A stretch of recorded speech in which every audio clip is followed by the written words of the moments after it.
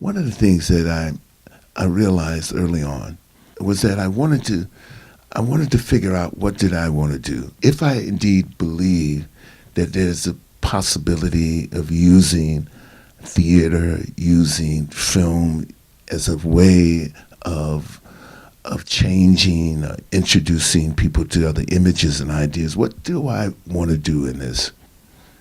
And from the beginning, this collaboration and with the incredible array of ideas that became available to us, and it begged for a platform, and that platform became Louverture Films. Part of the premise of starting the company was to support filmmakers whom we felt Americans needed to see on screen. We also wanted to support filmmakers, primarily from the Global South, especially on the fiction side, whose perspectives we felt were being completely marginalized. TIFF has asked us to speak to co-productions, specifically international co-productions, and coming from the States, the United States has no treaties with any other country, so there is no public finance that we can bring to productions as Americans to actually participate in what would be called a normal way in international co-productions. So it's been extremely challenging for us to be in this sort of world cinema art house niche with fiction films and with feature documentary on the other hand. And when we first started the company, the first film we began with was the epic film about the Haitian Revolution, which is it's like the biggest film you could possibly do to start a company with. And since the beginning of trying to get that film made, and now it's still not made. We've actually made 18 films in between.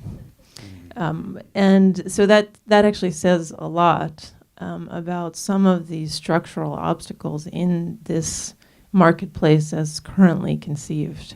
I mean, if you look at the story of the Haitian Revolution, 100 years ago, you could go to places in the United States and find schools named after Henri Christophe or Jean-Jacques Joslyn or Toussaint Louverture.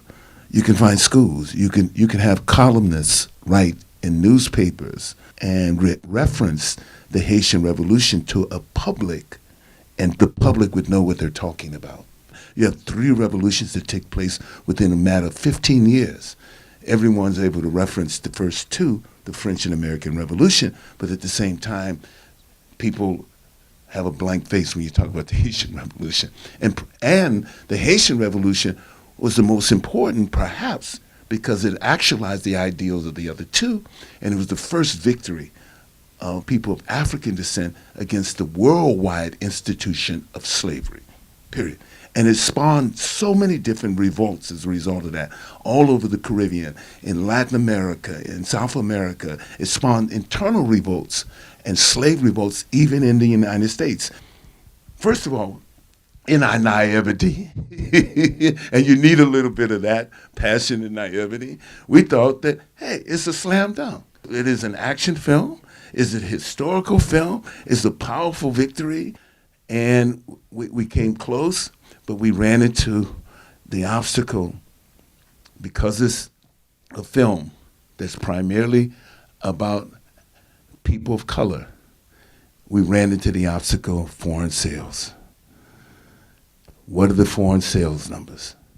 We went to everyone we can, and I'm not going to put anybody on the spot, but we went into everybody. And the first thing they said, what are the foreign sales? What are the comps? Well, we say the comps are Lawrence Arabia.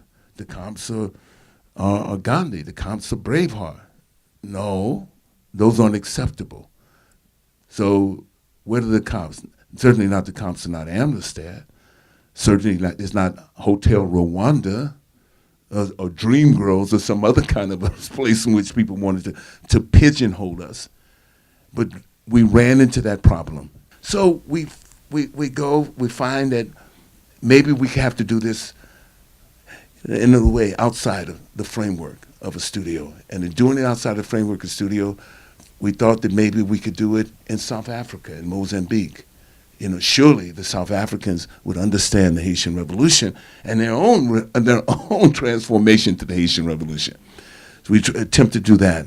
We thought that we could work out a co-production deal that was about to be ratified between South Africa and the UK, and that we can use that as leverage to not only raise the private capital we need, but also raise the money within South Africa with the IDC, the Industrial Development Corporation, which was used now in order to enhance the South African economy, and particularly using film as a part of that, and cultural art as a part of that. If this story were Chinese or Indian, it would have been told 100 times over, because it would have had an audience within its own country that would have actually sustained its potential in the box office to actually enable it to be financed. But one of the things that really was surprising, actually, was we went to the Cannes Film Festival, which is this major center of film finance. A lot of financing deals get made there, as well as sales. And there were about 10 extremely powerful people from Hollywood who were all about this film. And they understood it was not going to be a studio film. And, the studios, in talking to studios and in fact talking to some other major financiers, the demand was constantly, can you not tell this story from the perspective of Napoleon? Then we can get it made. Can you not tell this story from the perspective of the white priest who's with Toussaint? It was incredible. I mean, the demand, it was constant. It was just a consistent demand to tell this story from the perspective of a white person. It was surprising to even us. But what was really interesting was that the people who wanted to back this film had no idea what the obstacle would be. They actually didn't know it was going to be a sales problem. In fact, they helped us put together this deal with South Africans, and we had 15 million ready to be banked. We had equity commitments to match that. And when we went to get the sales estimates that would confirm that there would be enough coverage to really warrant the risk, they were completely shocked that that there were no official comparables, that comparables would not be run against the genre of the action epic film, which traditionally does well. Instead, that the numbers would be run against the racial makeup of the cast only. And even they didn't know that would happen. And I realized that almost all of these people in power are actually white and completely clueless about what other people go through trying to get their films made. If those films take a different perspective that's outside of what's perceived to be the mainstream. Why are we getting this, stories about even obscure people from the North become huge box office hits? Where are these stories, and why are we not seeing them? That conversation goes straight back to the audience. And I think as we talk about co-productions, whether it's documentary or fiction, whatever size the film is and wherever it's coming from, the issue today is really how can we create the audiences that we want to see, rather than having the market determine what the audience is. And I think that's the intervention that we can make. And that's actually where film festivals like TIFF make a huge difference, that it's an absolutely critical intervention to have film festivals and have them accessible to a wide swath of the public. It's still too elite. It's still too narrow. Film festivals have to reach people in a wider manner, whether it's physically or virtually. The critical thing is to start creating the audience that we want to see. We know that audience is out there. We know that there is a demand for this. We know that there are places where we can go with our films. So whatever film you're making, you need to go where you are loved and work from that niche outward.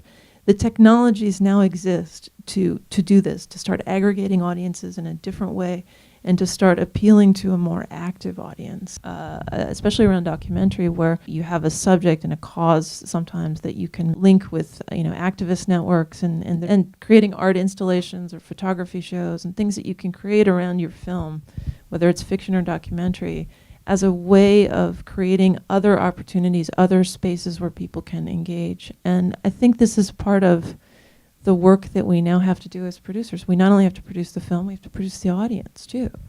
And I think if you can make that case to your investors, alongside making the numbers work, this is a very key point, especially for people who are more disposed to the philanthropic side. You know, if you've just got people who care about the bottom line, am I going to make my money back, and am I going to make a profit, then that's a different kind of argument. Then that's an argument that is specific to numbers. And then sales estimates are unfortunately a big part of this still. It would be nice to break that, but and as it is, they are based on a set of assumptions that, as we've seen, hopefully in this conversation, are not necessarily true assumptions, but it's based on their experience. And that's all. If they're backed by a bank and they make projections that don't turn out to be true, they lose credibility, and that company is dead. So it is really, it's complicated for them too. We are involved right now in a film out of Morocco called The Narrow Frame of Midnight by a first-time filmmaker named Talha Hadid.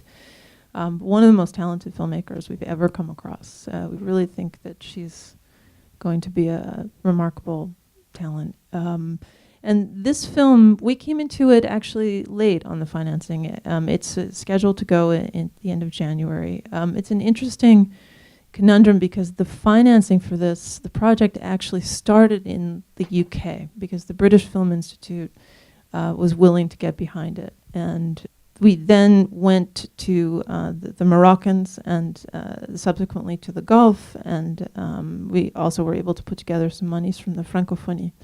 One of the interesting things that happened was that the more partners we added to try to close the budget, the more the requirements, the point system in each country rose. We arranged it so that it only is being shot in Morocco with a few days in Turkey. But you could actually really make the whole film almost entirely in Morocco. And by starting with the British money, it obliges us to actually do a spend in the UK on all of the post and some of the talent and so forth. And of course, the UK is a very expensive place to do that. The UK has a treaty with Morocco, but it has not been ratified. It's been signed, but it hasn't been ratified. So there is no way to do the official co-production. So the UK producer then had to go through France. France has a treaty with the UK and with Morocco. And so by going through France, we were able to apply for other funds out of France, but the French have a system where you have to qualify for 25 points. So we were able to get 5 of those points waived, but the other 20 points, and points means certain qualifications, director's worth a certain number of points and so forth. And the French also have very high social fees, up to 63%, in fact. And so by the time you actually get the whole thing pulled together, your budget's probably double what it actually needs to be. And then you have a problem from the sales company. Because then the sales company says, but this film is really only worth $1.5 million. It's not worth 1.9 or 2. And so then you have to start all over again. It's taken about a year now to refigure and reframe all of the different partners. It's an interesting lesson in exercising real caution as to where you start with. Even if somebody offers you money, you really have to make sure that that money is the right money, that money doesn't become too expensive for the film. I think the financial framing of how you're putting the production together is key for people to understand. And this is a problem across the board for producers right now. And the system is not working for any of us. I mean, you have on the one hand, investors who want first position recoupment. They want bigger and bigger premiums. On the other end, you've got sales companies and distributors who want bigger percentages and, a laundry list of deliverables that will bankrupt you by the time you've finished your film.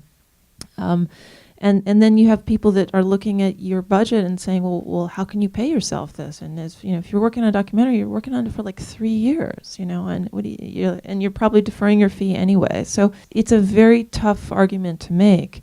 But I think the process itself has to actually change. Like the more you can create films that are where the budgets are more and more reasonable and where the ownership perhaps is shared. These are strategies for changing the actual process within the production